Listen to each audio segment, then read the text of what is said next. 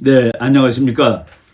제가 매주 목요일 오후에 이충근 TV를 촬영을 했는데, 지난주에는 제가 그 전국 5개 도시를 다니면서, 우리가 프리덤 랠리라고 말씀드릴 수 있겠습니다. 이제 우리 자유를 지키자라는 것을 우리 국민들을 상대로 이제 여러 대회를 했는데, 거기서 제가 연서로 참여하느라고, 이번 주에는 조금 늦게 촬영을 하게 되었습니다. 오늘이 벌써 토요일인데, 토요일 오후에 지금 제가 촬영하고 있는 중입니다.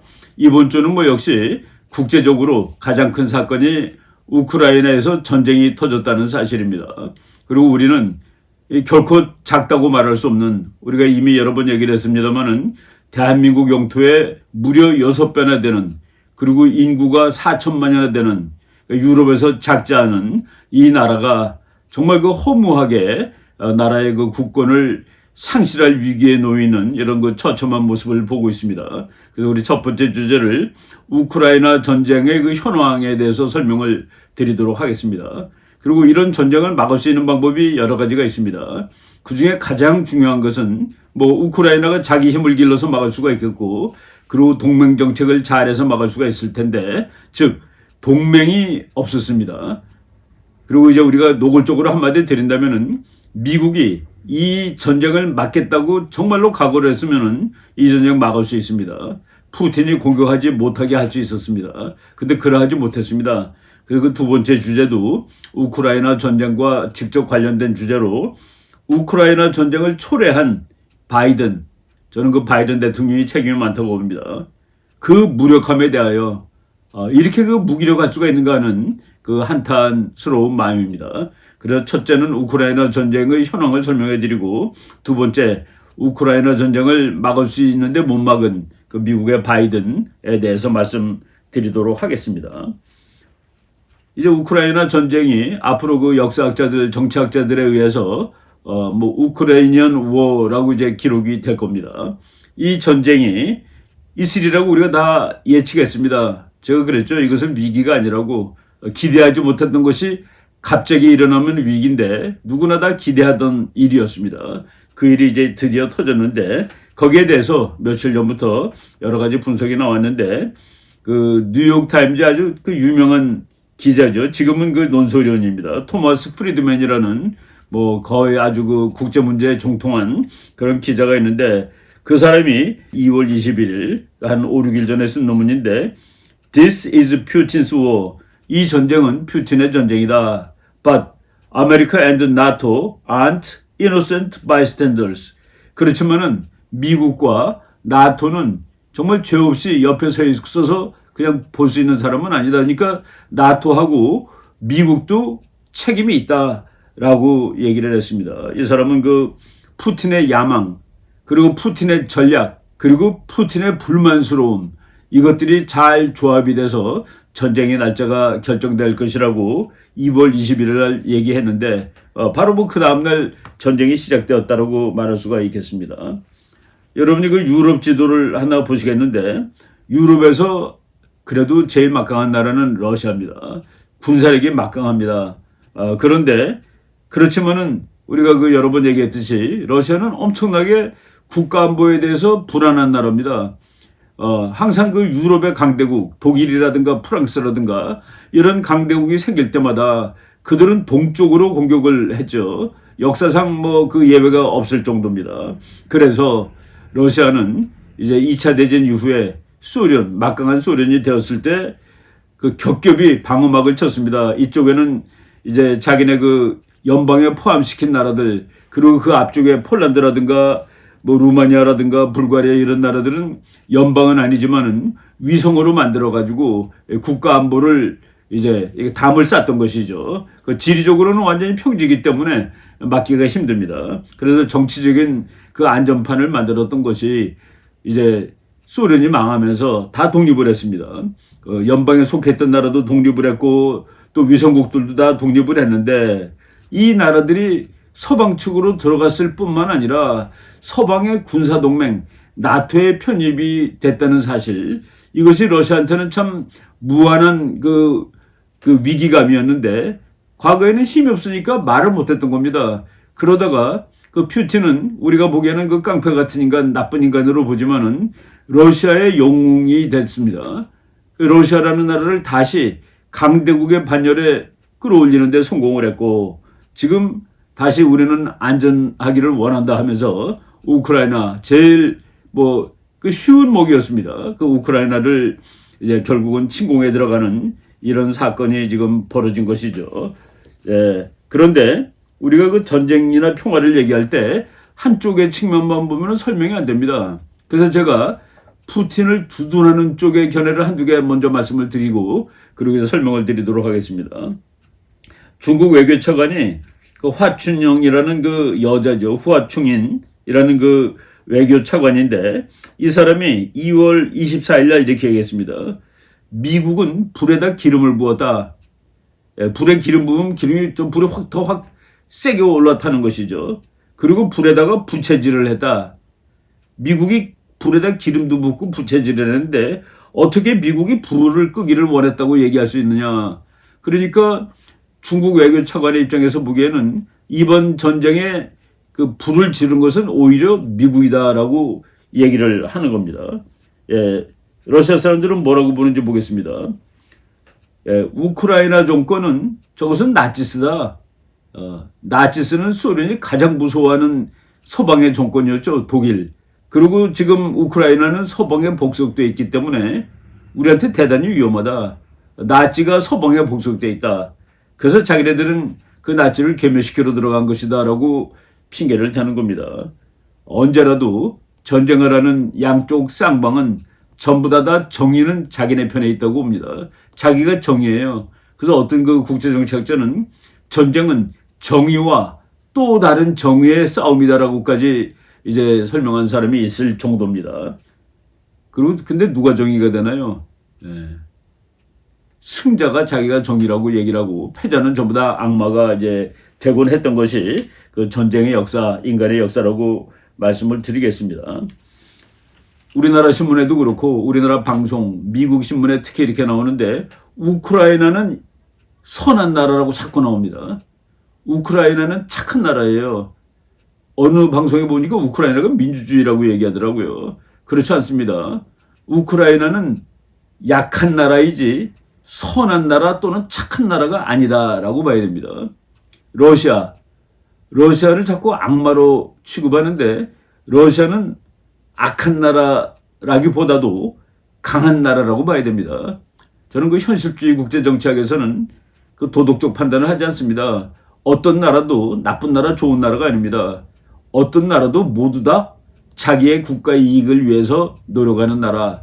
그리고 국제체제가 참 허망하다 보니까 어떤 나라라도 전부 자기 나라 안보에 대해서 쩔쩔매는 나라라고 보고서 세상을 분석해야지 올바르게 객관적으로 분석을 할 수가 있습니다.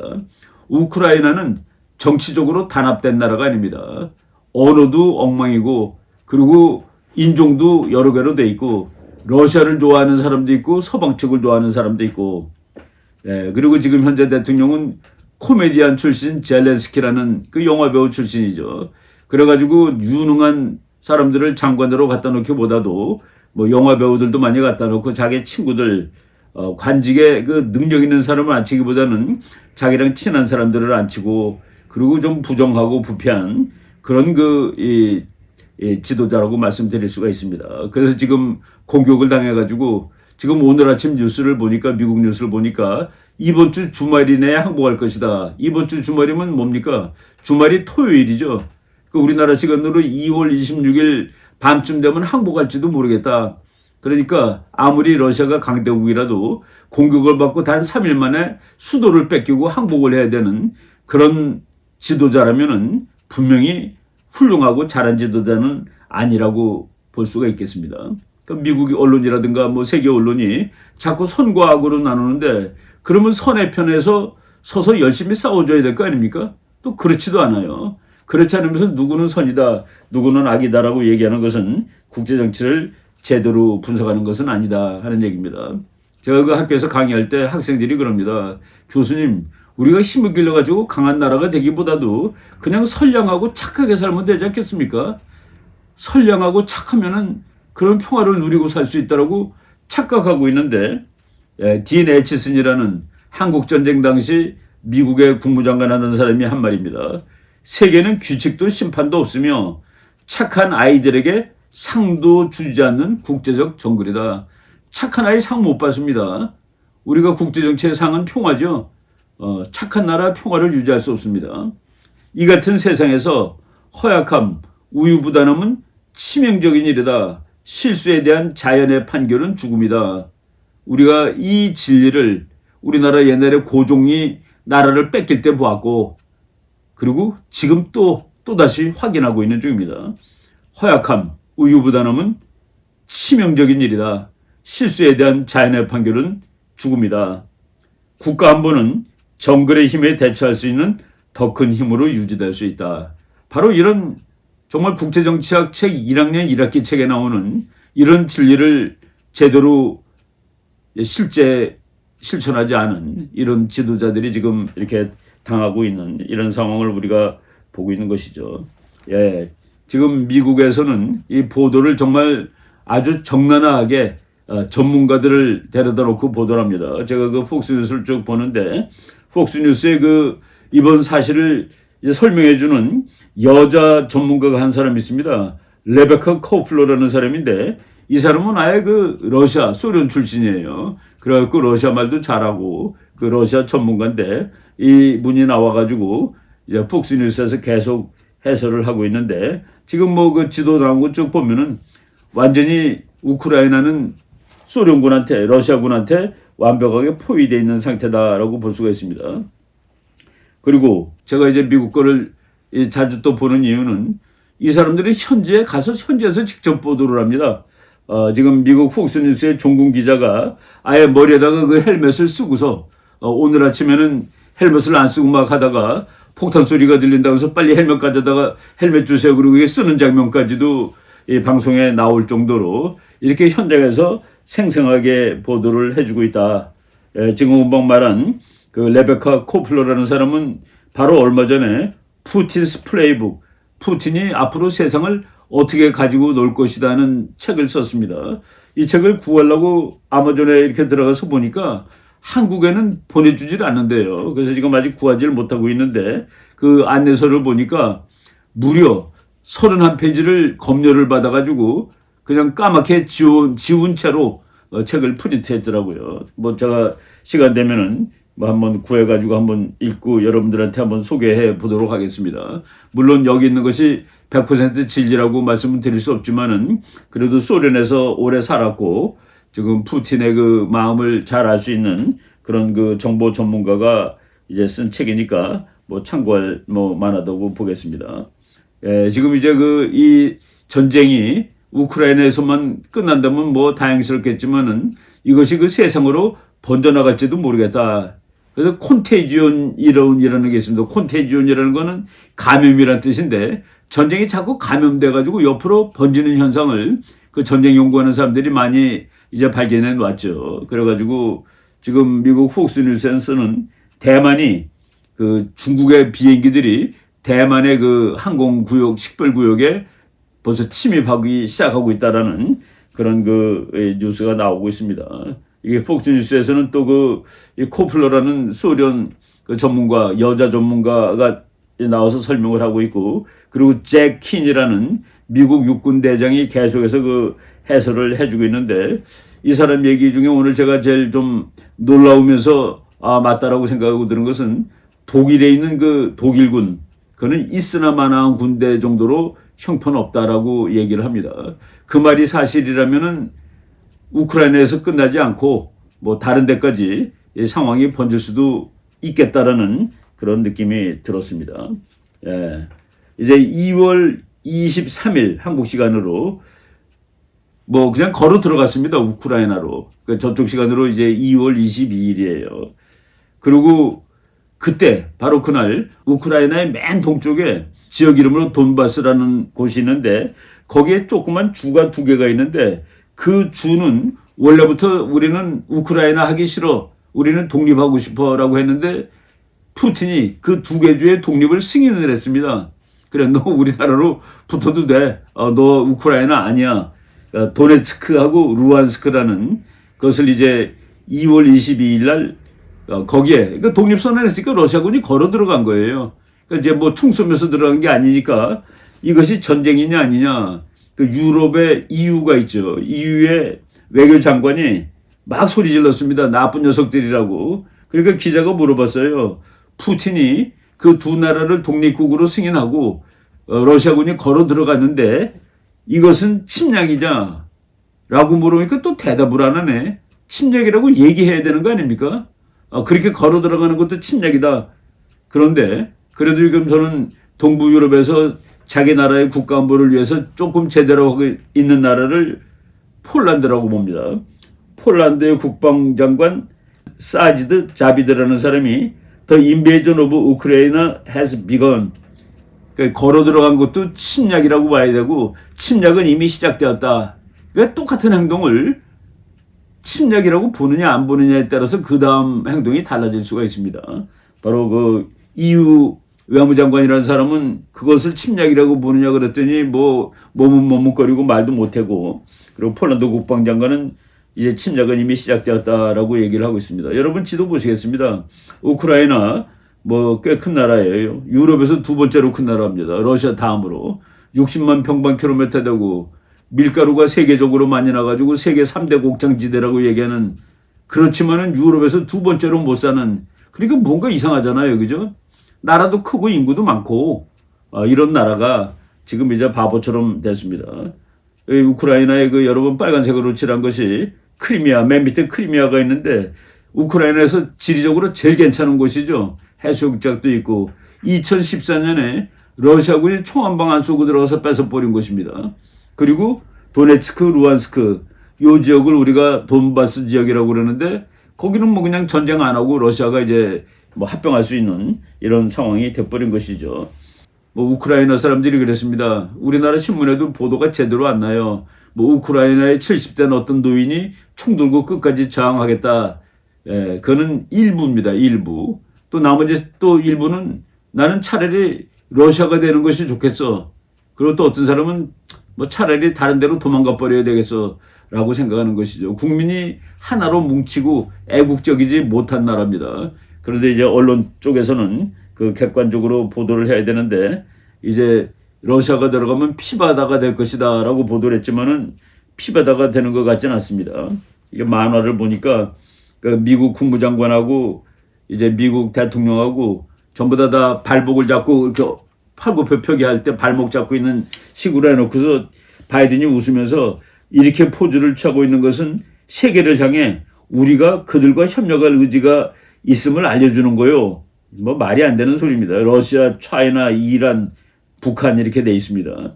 이게 그러니까 바이든이 웃으면서 그렇게 얘기하니까 그 장관이 블링컨 장관이 아주 참 이상한 얼굴로 쳐다보는 웃기는 만화인데 지금 미국이 외교적으로 잘못하고 있다는 것을 상징하는 만화라고 보겠습니다.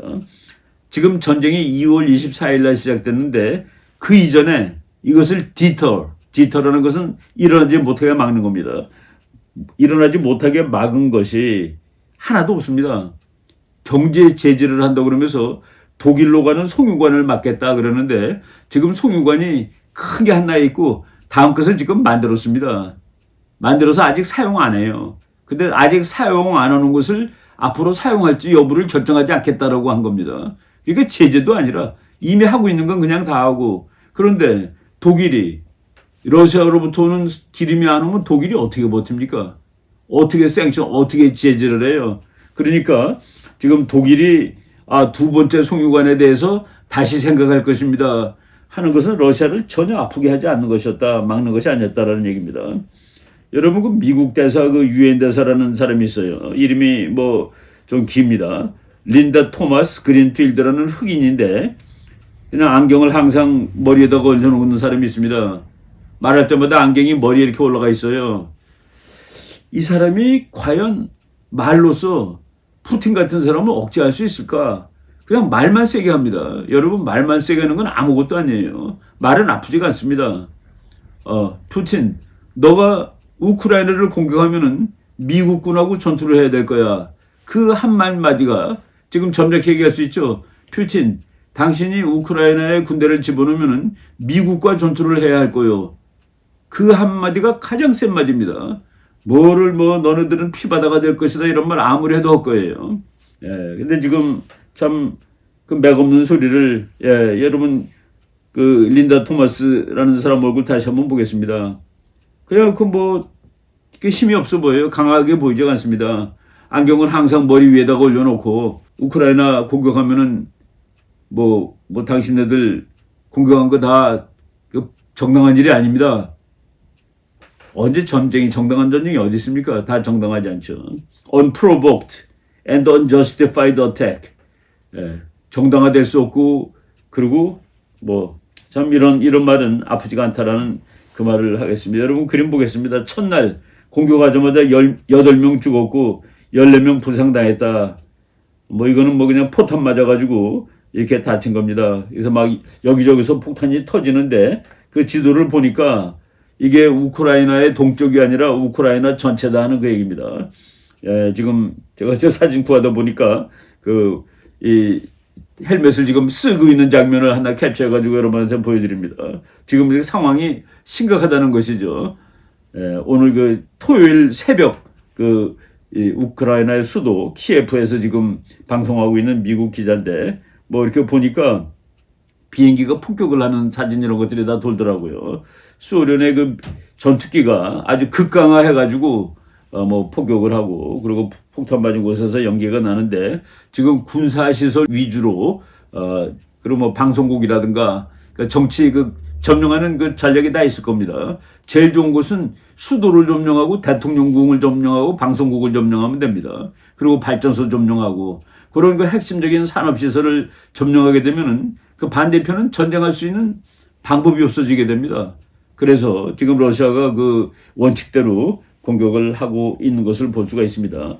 여러분 지금 큰 지도를 하나 보실 텐데 원래 우크라이나의 절반은 소련 편이라고 그랬죠.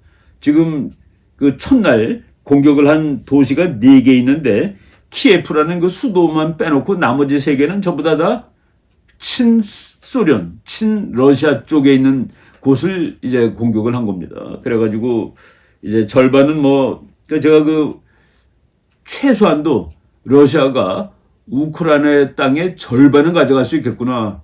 그리고 저쪽 친서방 쪽인 곳에서도 키예프를 점령하게 되면은 그 키예프 수도에다가 친러시아 정부를 수립할 수 있겠구나. 그 정도가 미니멈 지금 푸틴이 얻어갈 수 있는 겁니다. 거기서 조금 더 얻는다면은 우크라이나 전체를 완전히 그 러시아의 연방이나 마찬가지 수준까지 갈 수가 있겠다라는 그런 생각을 할 수가 있습니다. 약간 맨 처음에는 8명 이렇게 14명 이렇게 나왔는데 최근에 오늘 제일 가까운 자료를 보니까 137명이 죽었더라고요. 그리고 부상당한 사람이 316명. 제가 그 전쟁론 강의할 때 한번 얘기를 했습니다만은 전쟁이 그냥 5명 죽은 것도 전쟁으로 치진 않습니다. 그래서 연평해전은 북한하고 남한이 전쟁했다라고 얘기를 하잖아요. 사실 두 개의 정부가 군사적으로 다툰 것이지만은 어느 정도 인명 피해의 규모가 있어야 되는데 그 마의 숫자가 100명입니다. 양쪽 그 군인들 또 보통 이제 군인들이죠. 100명 이상의 전사자가 발생했을 때 요 사건을 전쟁이라고 정의한다라는 그런 거의 불문율이 됐습니다. 그런데 지금 전사자가 100명이 쭉 넘었으니까 역사의 또 하나의 전쟁으로 기록이 될 수 있겠다라고 말씀을 드리겠습니다. 마침 그 미국의 그 국방일보 거기에는 보니까 The Stars and Stripes 송조지라고 그러죠. 국방일보의 그 우크라이나 사태를 보고하는 사진이 났는데 서울에서 서울 시민들이 이렇게 그 큰 텔레비에 거기 탱크들이 가는 장면을 이렇게 서서 보는 그 장면이라고 서울 시민들이 지금 우크라이나 전쟁 그 속보를 보고 있다라는 그 사진이 났는데 이 전쟁은 소련의 입장에서 봤을 때는 풀 스케일이 됐습니다. 전면 공격을 한 거예요. 그러니까 어디 요거만 먹고 그냥 간단히 끝난 데가 아니라 지금 수도를 점령하겠다. 수도를 점령하겠다는 것은 기존 우크라이나 정권을 붕괴시키겠다까지 가는 겁니다. 그러니까 완전 친러 정권을 당연히 수립하겠죠. 최고로 가면은 맥시멈으로 가면은 합병까지도 가능할지 모르겠다는 그런 생각을 합니다. 그런데 지금 우리가 그동안에 이제 그 곡해, 오보라고 볼 수 있습니다. 미국이 8,500명의 병사를 보낸다. 8,500명 병사를 보낸 거 뉴스를 보고서 뭐 소련하고 미국이 싸우면 누가 이기냐를 비교하고 막 그랬는데 그거는 올바른 분석이고 올바른 보도가 아닙니다. 미국군이 소련군하고 진짜 싸우고 싶다 그러면은 우크라이나에 그 8,500명을 보내면 되는 겁니다. 그럼 안 싸우고 끝나요. 안 싸우고 그냥 긴장상태가 유지되는 거로 끝날 겁니다. 그런데 지금 여러분 그 소방서원들이 불이 났을 때 집이 막 불타고 있습니다. 근데 이 집은 거의 가망 없어요. 그때 옆에다가 물 뿌리죠. 옆집에 물 뿌리는 거. 지금 미국이라든가 서방 측이 한 것은 계속 옆집에다 물 뿌린 겁니다. 우크라이나는 살릴 가망이 없는 거라. 그런데 마치 우크라이나에서 미국하고 러시아가 싸우면 누가 이기냐는 식으로 보도가 되고 그런 것은 저는 잘못이었다라고 생각을 합니다. 미국 사람들이 우크라이나에서 싸우는 거 별로 좋아하지 않더라고요. 갤럽 여론조사가 최근에 나왔는데 2월 25일 그 무렵에 나온 건데 바이든 외교정책이 잘하고 있다가 40%인데 우크라이나에 대해서 그렇게 하는 게 잘하는 거야가 그래도 36%가 나옵니다. 뭐냐면은 그거 가서 도와줄 필요도 없어. 그냥 그러면 되는 거야. 우크라이나에 가서 싸워야 됩니까? 라고 물어보니까 미국 사람 중에서 단 26%만이 거기 가서 우크라이나를 위해서 미군이 싸워야 됩니다라고 대답을 했습니다. 그러니까 미국 여론도 뭐 이렇게 그 시큰둥합니다. 그래서 그 우크라이나 대통령이 우리는 끝까지 싸우겠다. 뭐 말은 그렇게 하는 것이죠. 끝까지 싸우지 못합니다. 정말 자기가 싸우려면 총을 들고 국민들한테 따르라고 얘기를 했어야 되는데 지금 얘기하면 너무 늦었죠. 이미 들어왔는데 그동안에 잘했어야지. 이거는 제가 이 전쟁이 왜 났느냐를 설명할 때 조금 부연해서 설명하도록 하겠습니다. 지금 많은 사람들이 빠지니까 사람들 못 빠져나가게 그래서 18살서부터 60살 사이의 남자들은 우크라이나 국경을 못 넘게 돼 있습니다. 이렇게 이제 여자들이 지금 다 피난 가고 이러는 그 뭐 슬픈 일이 이제 벌어지고 있습니다. 푸틴은 우크라이나 전체 정부를 전복하는 것을 목표로 전쟁을 시작했고, 그리고 이제 젤렌스키 그 우크라이나 대통령은 그동안의 준비 상태가 너무나도 부족해가지고 제대로 대처하지 못했습니다.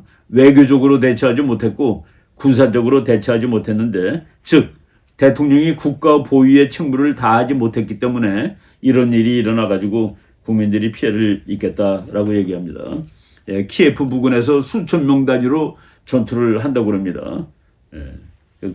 러시아 군사작전 목표는 적어도 우크라이나 정부는 현 정부는 붕괴시키겠다까지 가는 것 같고, 그 지도들 쭉 보면은 완전 포위 상황이 됐습니다. 그리고 여러분들이 뭐 텔레비에서 다 보겠지만은 탱크들이 쭉 줄 서서 가는데 저항이 없어요. 이게 무슨 전쟁입니까? 전쟁은 둘이 싸우는 게 전쟁입니다. 그냥 가서 뭐 점령하는 거예요. 마치 그 일본이 한국 1905년, 1910년 접수하듯이 뭐 전쟁도 안 하고 접수하는 그런 꼴이 지금 보여주고 있습니다. 그 우리나라 뉴스에도 나왔어요. 러시아가 통상적 전력을 이용한다면 우크라이나 동부 군대를 30, 40분 안에 초토화시킬 수 있다. 그렇게 막강한 옆나라를 가지고 있는데 겨우 3, 40분 버틸 수 있는 군사력을 가지고 있었다는 것은 그 나라의 잘못입니다. 그리고 이제 시간이 뭐 조금 지났는데 요거는 그냥 설명을 해드리고서 다음 주제로 넘어가도록 하겠습니다. 우크라이나가 말이죠. 러시아로부터 그러니까 소련이 망하고 독립했던 것이 1991년입니다. 1991년에 우크라이나가 독립했을 때 우크라이나의 군사력은 프랑스급이었습니다. 그냥 숫자 불러드릴게요. 병력이 78만, 지금 대한민국이 60만 대군이라고 그러죠. 근데 병력 78만, 탱크 6,000대, 장갑차 7,000대, 각종 대포 7,200문, 비행기 2,000대, 지금 대한민국 군의 2배쯤 되는 겁니다. 양쪽으로. 그런데 30년 만에 소련이 공격하면 3, 40분 만에 망하는 군대로 그냥 쫄딱 망했습니다. 2014년에 거의 다 망했는데 그 망한 상태를 회복을 안 했습니다.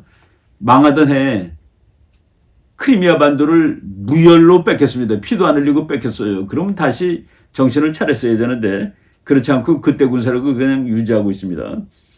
병력이 78만이 20만으로 줄어들었었습니다. 2014년에. 지금도 마찬가지예요. 그런데 즉각 전투에 투입할 병력은 6천 명밖에 되지 않았다.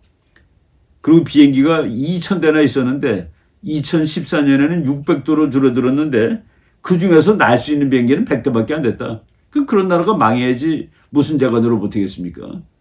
예, 그런데 미국마저 안 도와주니까 망한 겁니다. 지금 망하고 있는 중입니다. 그래서 지금 뭐 이 나라 참 슬프고 사람들 다 피난 가요. 사진 보니까 참 안 됐다라는 생각이 드는데, 예, 그 지금 미국 뉴스에는 official fear Kiev could fall this weekend. 이번 주 주말이 토요일이죠. 그 시쪽 시간으로 2월 26일 날 수도가 함락당할지도 모르겠다라고 두려워한다라는, 옛날에 6.25 때 70년 전 우리나라도 비슷한 그런 경험을 겪었는데 다시 이런 일이 절대로 일어나지 않도록 해야 되겠다는 말씀을 드리고, 두 번째 주제는 그래도 미국이 열심히 막아줬으면 이 전쟁은 안 날 수 있었다라는 그 주제를 말씀드리도록 하겠습니다.